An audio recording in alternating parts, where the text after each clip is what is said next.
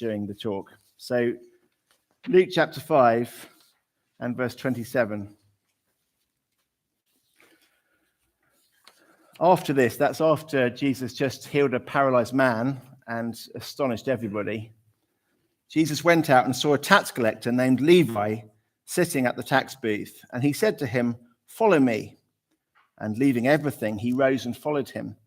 And Levi made him a feast in his house. And there was a large company of tax collectors and others reclining at the table with them. And the Pharisees and their scribes grumbled at Jesus' disciples, saying, "Why do you eat and drink with tax collectors and sinners?" And Jesus answered them, "Those who are well have no need of a physician, but those who are sick. I haven't come to call the righteous, but sinners to repentance." And they said to him, "The disciples of John fast often and offer prayers, and so do the disciples of the Pharisees, but yours eat and drink." And Jesus said to them, "Can you make wedding guests fast while the bridegroom is with them? The days will come when the bridegroom is taken away from them, and they'll fast in those days." He also told them a parable. "No one tears a piece from a new garment and puts it on an old garment. If he does, he'll tear the new, and the piece from the new will not match the old. And no one puts new wine into old wineskins. If he does, the new wine will burst the skins, and it will be spilled, and the skins will be destroyed. But new wine must be put into fresh wineskins. And no one, after drinking old wine, desires new, for he says the old is good." On a Sabbath, while Jesus was going through the cornfields, his disciples plucked and ate some ears of corn, rubbing them in their hands. But some of the Pharisees said, "Why are you doing what is not lawful to do on the Sabbath?" Jesus answered them, "Have you not read what David did when he was hungry, he and those who were with him, how he entered the house of God and took and ate the bread of the presence, which is not lawful for any but the priest to eat, and also gave it to those with him? And he said to them, the Son of Man is Lord of the Sabbath." On another Sabbath, he entered the synagogue and was teaching, and a man was there whose right hand was withered. And the scribes and the Pharisees watched him to see whether he would heal on the Sabbath, so that they might find a reason to accuse him. But he knew their thoughts, and he said to the man with the withered hand, "Come here and stand here." And he rose and stood there. And Jesus said to them, "I ask you, is it lawful on the Sabbath to do good or to do harm, to save life or to destroy it?" And after looking around at them all, he said to him, "Stretch out your hand." And he did so, and his hand was restored. But they were filled with fury and discussed with one another what they might do to Jesus. Well, so there's an outline on the inside of your service sheet that you might find helpful. And I've called the outline "How It All Went Sour." At least that's the introduction. How did it all go sour? Because just look at the end of last week's passage, chapter 5, verse 26. Amazement seized them all. They glorified God and were filled with awe, saying, "We've seen extraordinary things today." And then look at the end of today's passage, chapter 6, verse 11. They were filled with fury and discussed with one another what they might do to Jesus. Last week, they're praising God, glorifying God. This week, they want to kill Jesus. What's happened? Like, how come the honeymoon period, as they say, has ended so abruptly? What has Jesus done or said that's turned people so completely against him? They loved him just a couple of days ago, and now they want to kill him. Well, I don't know about you, but I've been watching The Crown season 5. I asked people downstairs whether they'd seen The Crown. They immediately looked very nervous, lest I was about to give a spoiler. So I'm not going to give a spoiler. I'm only going to say what's been in the headlines of the papers this last week. But I've watched a bit too much of it, considering it only came out like last week. But anyway, The Crown season 5. It's not a surprise to know that this is the Charles and Diana season. I mean, basically, most of the episodes are about them, and that's no surprise because, I mean, you know that was the big story of the monarchy back in those times. And I quite like the way it's portrayed, because I thought it might be sort of really anti-King Charles. King Charles, who'd rejected his first wife and driven her to mental health crises. And, I thought it might sort of demonize him. But actually, it seemed to me anyway that it was quite evenly balanced. And you realize that King Charles had made some mistakes, or as he was then, the Prince of Wales had made some mistakes. But also that Lady Diana was quite a difficult character. Princess Diana was tricky as well. And it was it's quite two-sided. There's two sides to every story. And I thought there's points where you sort of sympathize with Prince Charles and points where you sympathize with Princess Diana. And I thought at least it was quite a balanced picture. Maybe you don't think it's balanced because you take one of those sides. You think that one of the two of them was to blame. Certainly within the episode, you find that various people in Britain side with one or the other, or at least the sympathy flips between the two. Everyone's on King Charles's side, and then Princess Diana does an interview, and then everyone's on her side, and then it flips back and forth. There's two sides to the Charles and Diana divorce. There's two sides to the crown, actually. I mean, some people love it and have praised it, and some people hate it. So Judi Dench, the famous actress, she hated it. She wanted them to put a disclaimer at the beginning to say this is fictionalized history. She took great exception to some of it. In her letter to the Times, she said it's both cruelly unjust to the individuals and damaging to the institution they represent. No one's a greater believer in artistic freedom than I, but this cannot go unchallenged. So two sides to the Charles versus Di, two sides to the crown, two sides to every story, maybe. Two sides to let me just pick some more controversial ones. Two sides to the last US election. Did Biden win, or was the election stolen from Trump? Now, I think we all agree with one version of that, but a sizable proportion of America think otherwise. Two sides to every story. Two sides to the war in Ukraine. Again, I think pretty much everyone here will have one view about the invasion and attack on innocent people, but a sizable portion of Russia think otherwise. Now, at that point, you kind of think, well, yeah, there's two sides to the story, but they're not both valid, are they? That's the point. There's the spin side. There's the crazy minority who still believes something absurd side. And then there's what every reasonable person should think. Well, I think that's a helpful sort of way of beginning to look at these verses, because there's two sides here to Jesus. There's the pro-Jesus side, there's those who follow him and love him and choose to put their whole life into his hands. And there's others who grumble at him and reject him. And of course, that's true not only at the time of Jesus, it's true even now when you ask people about Jesus. Some people love him. I guess there's lots of those people here disproportionately. Others are indifferent to him. Others are outright opposed to him. Two sides to every story. But are both those sides equally valid? Or is one of them the true, objective, honest-minded response, and others end up being coloured by an agenda and by a group that we'd have no sympathy with? Well, I think part of the reason for this part of Luke's narrative is Luke wants to show us how the two sides came about so that we can decide which verdict we follow. Do you think Jesus is great news, or do you think he's trouble? Probably most of us think he's great news. And you might think, if you think he's trouble, if you're a skeptic today, you might think, well, look, Luke, of course, is biased, isn't he? Because Luke is writing this account, is a Christian. I mean, he's a follower of Jesus. So this is like reading the account of the US election by a Trump supporter, maybe. Or it's like reading about the war in Ukraine from the Russian state news. I mean, why should I trust an account about Jesus written by a Christian? Because surely he's not going to be objective. And that might be a fair criticism, but I don't think you should reject Luke out of hand just because he believed the things that he writes.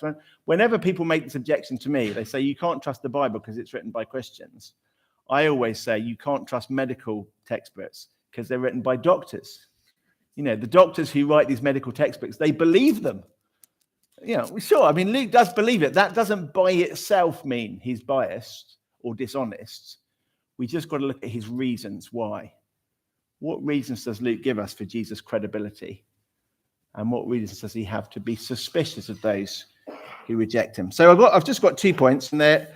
One is on the side of why Jesus is great, and the other one is on the side of why people think he's not great. So we're listening to the sort of pro-Jesus side first, and then the anti-Jesus side second. That's the plan. So you'll see 2 points. Number one, Jesus is the Son of Man who brings repentance for the forgiveness of sins and Sabbath rest.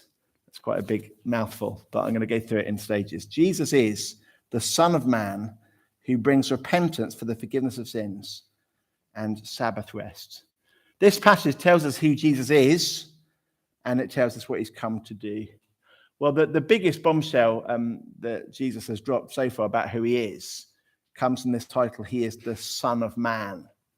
It actually came in last week's passage for the first time in Luke's Gospel. Jesus was having a conversation with some people about whether he could forgive sins. And he says, I can, because the Son of Man has authority on earth to forgive sins. And we looked at that last week. If you were here, you remember. If you weren't here, it's Jesus taking on his own lips a title from the Old Testament prophets. That's probably the greatest title ever given to a human being. In the prophet Daniel, God had said that one like a son of man, a human being, would be brought into the presence of God, the Ancient of Days, and would be given all of God's power, authority, and dominion over the nations. Everyone would worship this character, serve this character in the same way that they serve God himself. And we saw last week that this goes way above what would be appropriate for any kind of king on earth. Really, God is sharing his own glory, his own godness with this character. And in fact, you're forced to the conclusion that this Son of Man is not only a human king, but really he's a divine king as well. He shares the very glory and power and dominion of God himself. And so it's a little glimpse in the Old Testament of the Trinity that God the Father shares with this king and God the Son, all of his godness. Well, Jesus takes on that title, I am the Son of Man. And if they know their prophets, they should realize what an amazing thing Jesus is saying. God is amongst you. The one with all of God's authority is amongst you. And then in this passage, he just sort of multiplies titles. Not only is he the Son of Man, but he's the bridegroom, verse 35. So they're saying, how come you don't fast? How come you don't do without food for the sake of your prayers? Because we've noticed that the really sincere religious people, namely John the Baptist's disciples and our disciples, they like to do without food in order to really pray. And I noticed that your disciples are just feasting all the time. That doesn't seem very religious or pious, Jesus. And Jesus goes, well, of course they're feasting because the bridegroom's here. This is a wedding. You might fast for religious reasons, but you don't fast during weddings. Well, I'm the bridegroom and I'm with my people. And so, of course, they feast. Now, again, this is a massive Old Testament title. In the Old Testament, God had said that he would be like a bridegroom to his people. He would be their husband. They would be his bride.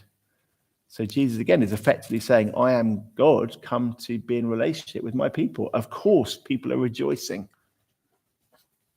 And then when they get a bit snippy about Jesus' disciples plucking ears of corn on the Sabbath, and they say, oh, I'm not sure this is quite right to do on the Sabbath, on a Saturday, because that you're not supposed to harvest or work on Saturdays. Now, there's all sorts of answers Jesus could give to this. He could say, we're not harvesting, we're just snacking. Because the Old Testament law says on the Sabbath day, you keep it holy and you're not to do any work. They're not exactly doing work, are they? They're just walking through the field, just picking up munching like that. And they go, look, you're working. We're not working. We're just snacking. It's like being cross with someone for sucking a polo on a Saturday. This isn't labor. It's just enjoying the goodness of polos, or enjoying, in this case, the organic goodness of little bits of corn that you can snack on as you walk through the fields. Jesus could say, don't be so ridiculous in your interpretation of the Old Testament law. Don't be so pernickety. But instead, Jesus ups the ante and says, well, King David did, didn't he? King David did something that you would consider to be unlawful when he ate the special holy bread. And so that's why my disciples are also enjoying God's goodness. Now, this is a tricky little episode. We had it read earlier. I don't think Jesus is saying King David broke the law and I'm allowed to break the law as well. Jesus isn't saying I'm above the law. Actually, if you look at the instructions in the law about the showbread, or the bread that was kept before the Lord in the tabernacle, it doesn't actually say that it's prohibited for anyone but priests to eat. It just says positively priests can eat it. It doesn't say priests can eat it and don't you dare otherwise eat it. But I guess it was the sort of understanding that ordinarily speaking, this bread would be for priests. But there was a time in David's life when he was on the run and extremely hungry and starving. And so being the rightful king-elect, being the anointed one, he took some of that bread and ate it. Now, of course, no Jewish Pharisee could really have a problem with that because this was King David, the greatest ever king. And Jesus, your kind of extremely narrow view of the law would put even King David offside. And you'd make exceptions for King David, wouldn't you? Or therefore make exceptions for me. So Jesus, like when you see a sign in, I don't know if you went to see the crown analogy on my mind. If you go to one of those Buckingham Palace tours and it says keep off the grass, and you boldly go and walk on the grass and say, what are you doing walking on the grass? And you say, well, I've noticed that King Charles III walks on the grass, and say, so do I. Now, of course, the prohibition, keep off the grass, is not absolute. It means keep off the grass, you punters. Keep off the grass ordinarily. But, the king's allowed to. And you say, well, the king's allowed to, so I'm doing it. That's what Jesus is kind of saying. So in this passage, he's just assuming massive authority. I'm the Son of Man of the prophets, the God-man king. I'm the bridegroom, God come to be in relationship with his people. I'm like King David himself, and you ought to interpret the law relative to what your great heroes have done, not according to your rabbis. Jesus is saying he is someone amazing, but then he's saying he does something amazing. And we saw a bit of this last week. Jesus said he's come to forgive sins. And he says something similar this week in chapter 5, verse 32. So Jesus calls as one of his first followers a man called Levi. He's a tax collector. This tax collector becomes a disciple of Jesus. This tax collector invites lots of other tax collector friends and other sinners round to dinner with Jesus. And people are a bit scandalized. Now, for tax collector, don't think civil servant. Somebody who worked hard and was good at maths and got a job on the civil service fast track. Think instead, Jewish traitor working for Roman occupiers. Here's a country where they don't have liberty. The Roman occupying forces march the streets. The soldiers come in every now and then. And they tax people very unpopularly, because this isn't tax to the Jewish rulership. This is tax going to the puppet king Herod and to the Romans. And so people deeply resent this tax. It would be like, I guess, Putin taxing Ukrainians in Crimea or in the disputed territories. He's not welcome there, but yet he's imposing taxes to a foreign tyrant. And imagine some local people volunteering to collect taxes for Putin. People would hate them. That's the kind of idea here. This is Jewish people offering to collect taxes on behalf of Herod and the Romans. So despised traitors. Jesus is having dinner with despised traitors. And despised traitors don't really find it very easy to make friends. The only people that they, I guess, can make friends with is other despised traitors and people at the very margins of society who are, for other reasons, scandalous. So Levi's mates are other tax collectors and sinners. Jesus hangs out with them for dinner. People are very concerned about this. Jesus wouldn't expect you to hang out with people like that. And Jesus explains, verse 31, those who are well don't need a doctor, but those who are sick. I haven't come to call the righteous, but sinners to repentance. Jesus come, despised traitors are exactly the kind of people I've come for. And prostitutes and adulterers and idolaters and liars and murderers. And yeah, they're the people who, spiritually speaking, really need help. I've come for them. Jesus is the one who forgives sins. Jesus is the one who comes to treat sinners. And then Jesus is the one who calls sinners to repentance. Now, one of the weird things about this point in Grace Church Greenwich is that we're studying Mark's Gospel, many of us, in our small groups on Wednesdays and in Sunday school downstairs. And we're studying Luke's Gospel up here on a Sunday morning. Now, I don't know whether you're finding that confusing. I am. So you get, no, that's what Mark said about this, and this is what Luke's said about this. And God has given us 4 accounts of Jesus' life: Matthew, Mark, Luke, and John, not just one. And right at the moment, by looking at 2 in parallel, I think it kind of focuses you on the particular things that Luke wants to emphasize compared with Mark. Now, I think in all likelihood, Mark's Gospel was written first, and Luke, when he wrote his Gospel, had access to Mark, but then added in some extra stuff. So Luke, knew the Apostle Paul and hung about with the early Christians, so he had access to lots of the eyewitnesses. But one of the eyewitnesses that he had access to was Mark. So and Pete, yeah. So what changes has Luke decided to make to Mark's narrative? Which things has he decided to emphasize or to underline? Well, here's the first one. In Mark's Gospel, you might remember, Jesus says, I haven't come to call the righteous, but sinners, full stop. And then Luke just wants to clarify that a bit and just adds in, I haven't come to call the righteous, but sinners to repentance. Forgiveness of sins and repentance from sins. And in Luke's Gospel, he keeps putting those 2 together. He wants us to know that the thing Jesus come to do is to forgive us, to release us from all the things we've done wrong, and yet also to call for change, for us to turn around. The word repentance just means to change your mind. He wants people to be forgiven, and he wants people to change their mind about God and about how they live. And it's particularly distinctive of Luke's Gospel, I think, that we keep seeing those 2 things together. In fact, right at the end of Luke's Gospel, when Jesus summarizes the Christian gospel that's got to go to all nations, he says the Christ had to suffer and rise from the dead, and repentance for the forgiveness of sins must be preached to all nations.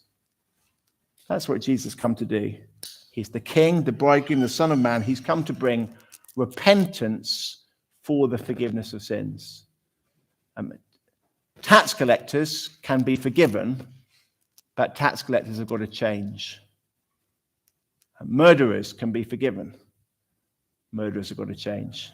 Idolaters, adulterers, liars, whoever we were before we were Christians, we can be forgiven, but we've got to change. Repentance and forgiveness. And then lastly, Jesus came to bring Sabbath rest. So Jesus on Saturday does all sorts of controversial things. He allows his disciples to snack. We've already looked at that. But also he does healings. Again, the Pharisees are very upset because they think you're not supposed to do work on Saturdays. And Jesus disagrees. He says, yeah, you can't work. That's what the law said. But I can heal. I can rescue. I can save on Saturdays. And he actually puts them the question, verse 9. I ask you, is it lawful on the Sabbath, on a Saturday, to do good or to do harm, to save life or to destroy it? Yeah, you've got your particular rabbinic debates about what's allowed on the Sabbath, but let's just make it really simple. Let's turn it to a simple moral question. Is it right on a Saturday to save people or to kill people? To do good to people or to do harm to people? That ought to be quite an easy moral question. It's better to save people. It's better to do good to people. But it's not just that, that's a sort of exception. You shouldn't do work on a Saturday unless you're saving people or helping people. I think that's true, by the way. That's quite a good exception. I think is that there's good reasons for Christians to keep a Sabbath. And if you want to hear more about that, Andrew and I did a series on the 10 Commandments. And I think Andrew's sermon on the Sabbath was super, super helpful. It's a really good idea for Christians to take a Sabbath. But I'm glad that not all of the doctors in the A&E ward do. Or at least they have another day off instead. Hopefully, although with current medical hours, it's a bit stretched. But, of course, if you're saving life, there might be an exception that, please, you can work on a Sunday. But the rest of us, it's good if we can to take a day off. Or if you're a shift worker, to find a day elsewhere in the week. It could just be partly that medical exemption. But I think there's more to it than that. And we find out later in Luke's gospel, it's not just that there's an exception that you can save people on a Saturday, but it's kind of particularly appropriate that you do so. Because what the Sabbath was meant to be wasn't just certainly wasn't meant to be a straitjacket of you mustn't. It was meant to be a day of blessing where you rested from your work to remember God's salvation. In the 10 Commandments in the book of Deuteronomy, God explains that you should take a day off, 1 in 7, to remember how the Lord has rescued you. And so Jesus, to do rescuing on the rescue day, it's kind of the best day to do it of all. And Jesus has more to say about this later in the gospel. So, on the Jesus side, he's making incredible claims. The divine human king, the Son of Man. The bridegroom come to be in relationship with his people. The king like David. And he's come to do amazing things, to bring forgiveness and change. And even to bring rescue on the rescue day. As a kind of anticipation of the final Sabbath, which is the way that the Bible talks about our future hope of a new creation, of a world made new. On the rescue day, Jesus does the rescuing. That's from Jesus' side. Let's look at the Pharisees' side. And here is the thing about these sort of two sides to every story. It's actually the very same things that make Jesus so attractive that make Jesus so impossible for them. The same things that we love about Jesus are the things that they hate about Jesus. They hate that he claims to be the Son of Man. They think it's blasphemous. They hate that he comes to bring forgiveness to tax collectors. They think it's debased. And they hate that on the Sabbath he heals people. And as we look at it, I want us to see that their objections are disingenuous, hypocritical, and in fact, in the end, evil.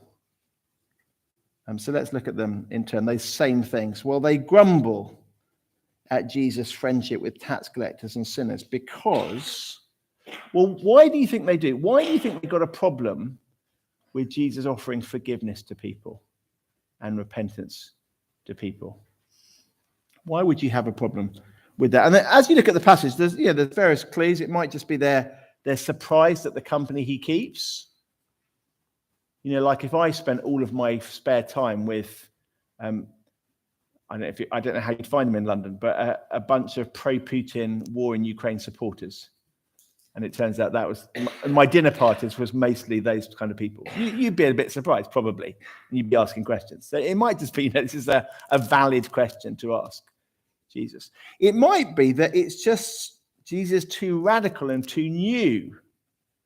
So he has this little saying about, well, when new wine comes along or when a new patch of cloth comes along, you can't just sort of fit it into your old wineskins or into your old garment. You've got to deal with something new in a new way. It might just be that the pace of change is too quick for them. That's to give them the benefit of the doubt. Maybe they have valid concerns. Maybe they can't quite cope with how radical Jesus is. But actually, as time goes on in Luke's gospel, we find that the reason is quite different. The reason that they're annoyed with Jesus being friends with tax collectors and sinners is because they think that they're not in that category. We're not sinners, Jesus. We're very righteous people. Why are you hanging out with lowlifes like them? They consider themselves to be morally superior, to be whiter than white. And so they look down on Jesus, being friends with those in the gutter. That's how they regard it. And we, in the summer, we did a bunch of snapshots of Christians in the 18th century. And maybe you came along to one or two of them. And one of them was on George Whitefield. Was that you, Nathan? I can't remember. That was me, yeah. Okay, I forgot. Anyway, I'm allowed to steal the quote then because I'm stealing it for myself. But one of my favourite quotes about George Whitefield, you did the Countess of Huntingdon, that's right, and I left this quote for you, I remember. So George Whitefield, one of his sponsors was a very wealthy aristocrat called the Countess of Huntingdon, and she put all of her money into sponsoring his preaching. But one of my favourite quotes, and Nathan used it in his summer fellowship, is from one of the Countess of Huntingdon's friends who she'd invited to hear George Whitefield preach.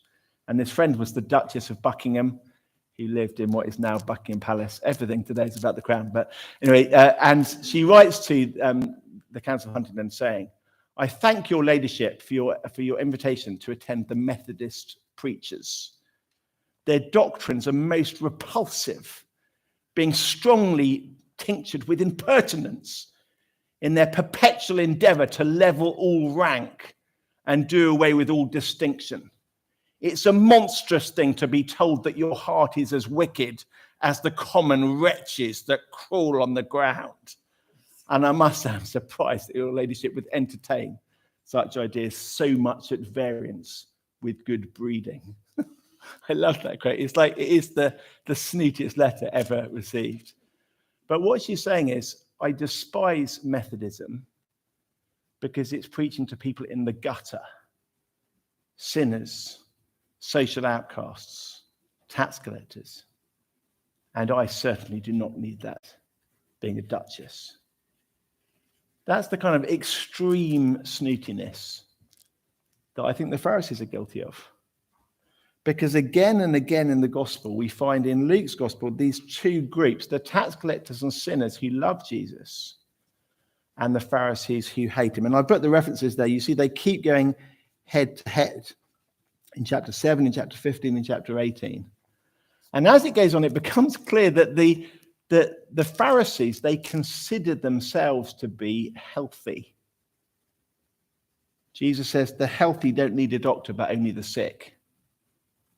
And so they sort of despise Jesus hanging out with those who are morally diseased.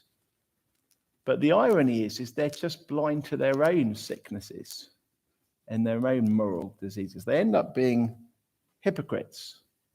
They don't want Jesus to forgive these people because they don't realize that they need to be forgiven themselves. There's a kind of self-righteousness that despises a message of forgiveness. I certainly don't need that. I've lived a very good life. I don't expect God to be kind to people who haven't been as good as me. And that self-righteousness causes contempt for Jesus' ministry. And not only are they self-righteous, but they're also hypocrites. And they're cross with Jesus for working on the Sabbath as they see it. But actually, Jesus keeps coming back to this issue of the Sabbath. And it's maybe you can just turn over to chapter 13.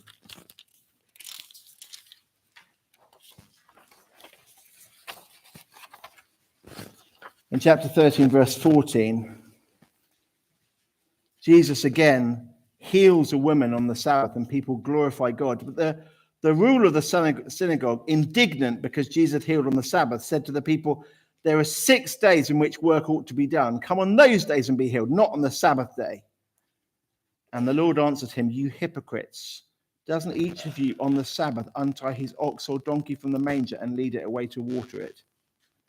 And ought not this woman, a daughter of Abraham, and whom Satan has bound for 18 years, be loosed from the bond on the Sabbath day?"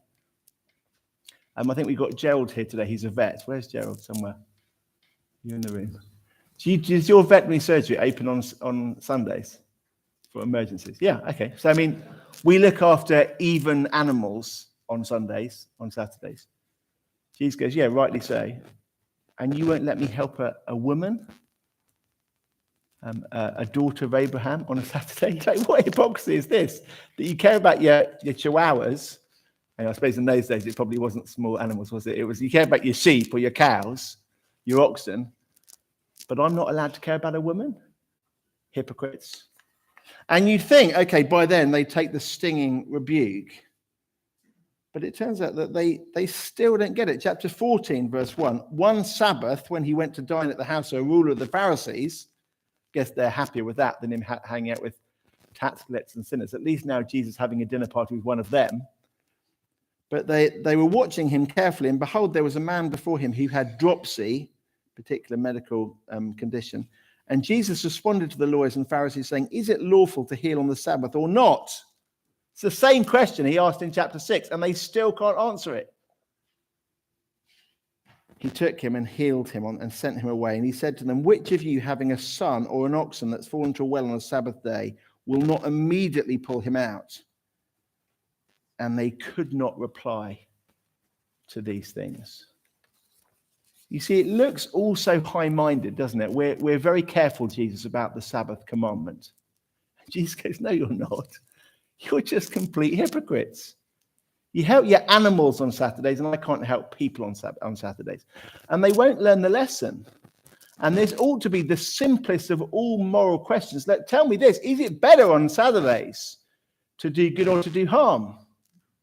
To save life or to kill? It's the same question in chapter 6, and it comes up again in chapter 14, and they still can't answer it because their opposition to Jesus is just a kind of pig-headed opposition. They just don't like him because they don't think they need the forgiveness that he offers. And they make excuses for opposing him, which they don't even live up to themselves. Two sides to every story, maybe. Some people love Jesus because he offers them forgiveness and change. Some people love Jesus because he makes concrete this future hope of a Sabbath when the whole world is made new and made good. And he shows people what that looks like as he goes around transforming a broken world. And they marvel at him and they glorify God because of him. And other people hate Jesus for the same reasons. They hate that he offers a leg up to the moral failures, because I certainly don't need that. I've been so righteous. They hate that he works on a Saturday, transgressing their own particular bizarre interpretation of the Old Testament law, even though when it comes to their own practice on Saturday, they're complete hypocrites. Yeah, there are kind of two sides to the story, except one of them is beautiful and full of hope and mercy and forgiveness and transformation. And the other one is stubborn and self-righteous and arrogant and hypocritical. And so at the end of it, who do you side with? Now, do you side with Charles or Diana? I don't know, as you watch The Crown. Do you side with those who say the US election was rigged, or those who think Biden won? Do you side with Putin, who says this is a necessary military exercise? Or with the most people in the West who think this is an evil and unprovoked war? Do you side with Jesus, who's come for the sick to bring forgiveness? Or do you side with those who reject him because of their own issues, frankly? I think it's pretty obvious, isn't it, at the end of this, that Jesus looks very beautiful and they look very ugly. Of course, that's in the first century. It's the same today, isn't it? That some people love Jesus. Other people are indifferent to Jesus. Other people despise Jesus. Are there reasons for despising him, good reasons? Or is there a kind of self-righteousness, a kind of arrogance, a kind of hypocrisy that keeps at arm's length the one who would offer them mercy and forgiveness and change? We can take a pause and then pray together.